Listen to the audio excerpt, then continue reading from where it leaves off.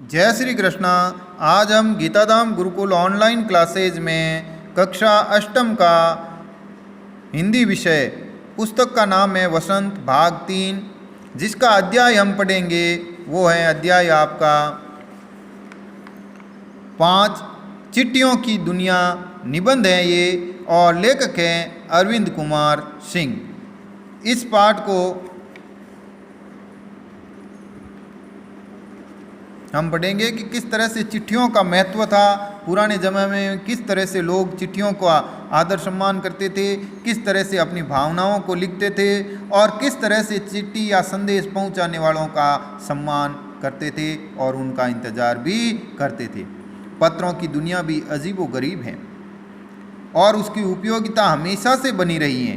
पत्र जो काम कर सकते हैं वह संचार का आधुनिकतम साधन नहीं कर सकता है। हमारे यहाँ जो पुराने समय में पत्रों का आगमन होता था या पत्राचार होता था, उसका अपना एक बहुत बड़ा महत्व होता था। लोग उस पत्र का है जो सम्मान भी करते थे और पत्रों से जो भावनाएं हैं जो प्रेषित करते थे, उनका अपना एक विशेष महत्व था। आधुनिक समय में जो संदेश जो हमें व्यवस्था प्राप्त हैं वह एक समय बाद मिट जाती हैं, लेकिन पत्र यादों में रहते हैं और पत्र हमेशा सहज कर रह सकते हैं। पत्र जैसा संतोष फ़ोन या SMS का संदेश कहाँ दे सकता है। पत्र एक नया सिलसिला शुरू करते हैं और राजनीतिक, साहित्यिक तथा कला के क्षेत्रों में तमाम विवाद और नई घटनाओं की जड़ भी पत्र ही होते थे। पुराने समय में राजनीतिक, साहित्य और कला के क्षेत्र में हलचल पैदा करने के लिए ये पत्रों का ही सहारा लिया जाता था और पत्र से ही वो चीज़ें शुरू होती थी। दुनिया का तमाम साहित्य पत्रों पर केंद्रित था और मानव सभ्यता के विकास में इन पत्रों ने अनूठी भूमिका निभाई है। पत्रों का भाव सब जगह एक सा है, भले ही उनका नाम अलग अलग हो। अब वो कहते हैं पत्रों को भेजने का भाव या भावना प्रत्येक व्यक्ति की एक जैसी है। पत्र पाते हैं तब भी उनकी भावना एक जैसी लगभग होती हैं, लेकिन इन पत्रों को अलग अलग भाषाओं में अलग अलग नामों से जाना जाता है।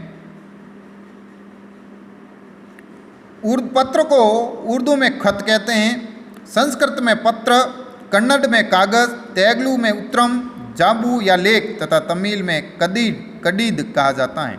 पत्र यादों को संजो कर रखते हैं, इनमें किसी को भी संदेह नहीं है। हर एक की अपनी पत्र लेखन कला है और हर एक के पत्रों का अपना दायरा है। दुनिया भर में रोज़ करोड़ों पत्र एक दूसरे को तलाशते हुए तमाम ठिकानों तक पहुंच जाते हैं। भारत में ही रोज़ 4.5 करोड़ चिट्ठियाँ डाक में डाली जाती हैं, जो साबित करती हैं कि पत्र कितनी अहमियत है। पत्रों का काम आज आधुनिक समय में भी नहीं रुकता है। कई आज भी ऐसे काम हैं जो संदेश या पत्रों के माध्यम से होते हैं, जिनके लिए कार्य पूर्ण करने के लिए पत्र एक अहम साधन होता है। सरकार का कोई भी कार्य बगैर कार्य आदेश यानी पत्र के बगैर पूरा नहीं होता। भारत में ही रोज 4 करोड़ पत्र इधर उधर रोजाना होते हैं। पंडित जवाहरलाल नेहरू ने सन 1953 में सही कहा था कि हजारों साल तक संचार का साधन केवल हरकारे या फिर तेज घोड़े रहे हैं। जवाहरलाल नेहरू ने भी 53 में कहा था कि हरकारे कहते हैं पत्र लेकर दौड़ते हुए, पुराने समय में पैदल जो पत्रवाहक संदेश पहुंचाने वाले थे उनको कहते थे, और फिर कई बार घोड़ों का भी प्रयोग या सहारा लिया जाता है। इसके बाद पहिए आए, पर अब रेलवे और तार में भी भारी बदलाव आया। फिर पहिए का आविष्कार हुआ, यानी इस वाहनों के माध्यम से परिवहन होने लगे। फिर धीरे धीरे रेलवे का विकास हुआ, रेलवे से डाक आने जाने लगी। बाद में धीरे धीरे जो बेतार जिसे कहते हैं संदेश भेजे जाते थे। तार ने रेलों से भी तीव्र गति से संदेश पहुंचाने का सिलसिला शुरू किया। अब तो टेलीफोन, वायरलेस और आगे रेडार दुनिया बदल रहे हैं। पिछली शताब्दी में पत्र लेखन में एक कला का रूप लिया। फिर पत्र की एक कला होती है, पत्र का अपना एक दायरा, एक है जो संस्कृति और एक अपनी व्यवस्था होती है। पत्र लिखने के अपने तौर तरीके होते हैं, तो वो एक कला का भी विकास हुआ। डाक व्यवस्था में सुधार के साथ पत्रों को सही दिशा देने के लिए विशेष प्रयास किए गए। नए पत्र संस्कृति विकसित करने के लिए स्कूली पाठ्यक्रमों में पत्र लेखन का विषय भी शामिल किया गया और इस पत्र व्यवस्था को बनाए रखने के लिए और इसका विकास करने के लिए हैं जो कक्षा 3 से ही हैं जो पत्र लेखन का विषय आपकी भाषाओं में शामिल किया गया है। चाहे आप कोई भी भाषा पढ़ो, उस विषय में व्याकरण के रूप में आपको पत्र लेखन भी सिखाया जाता है। भारत ही नहीं, दुनिया के कई देशों में ये प्रयास चले और विश्व डाक संघ ने अपनी ओर से काफ़ी प्रयास किए।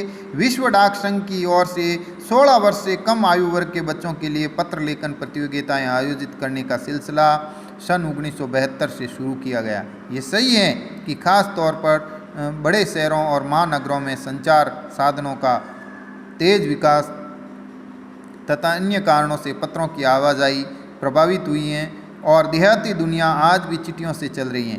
फैक्स, ईमेल, टेलीफोन, मोबाइल ने चिट्ठियों को तेज़ी से रोका, पर व्यावसायिक डाक की संख्या लगातार बढ़ रही।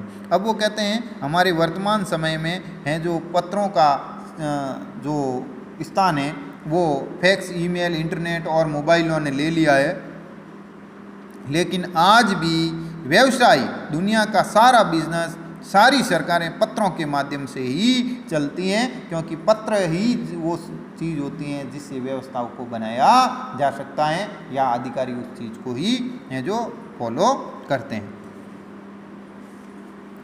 जहाँ तक पत्रों का सवाल है, अगर आप बारीकी से उसकी तह में जाएं तो आपको ऐसा कोई नहीं मिलेगा जिसने कभी किसी को पत्र न लिखा हो या लिखाया हो या पत्रों का बेसब्री से इंतज़ार नहीं होगा। दुनिया में पुराने दौर में ऐसा कोई व्यक्ति नहीं था जिसने कभी पत्र नहीं लिखा हो या पत्र नहीं लिखवाया हो या फिर पत्र का इंतज़ार नहीं किया हो। हमारे सैनिक तो पत्रों का जिस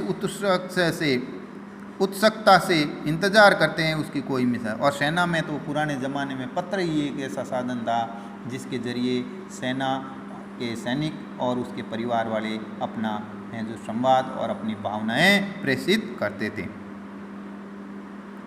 एक दौर रहा होगा जब लोग पत्रों का महीनों इंतज़ार करते, पर अब वह बात नहीं। परिवहन साधनों के विकास ने दूरी को घटा दिया है। पहले लोगों के लिए संचार का इकलौता साधन चिट्ठी ही थी, पर आज और भी साधन विकसित हो चुके हैं। धीरे धीरे परिवहन के साधनों का दायरा बढ़ा और पत्रों का है जो एक दौर चला जिसमें है जो पत्रों का महत्व कम होता गया, लेकिन कोई ज़माना ऐसा था जब पत्रों का महत्व था। कल हम इससे आगे पढ़ेंगे। धन्यवाद।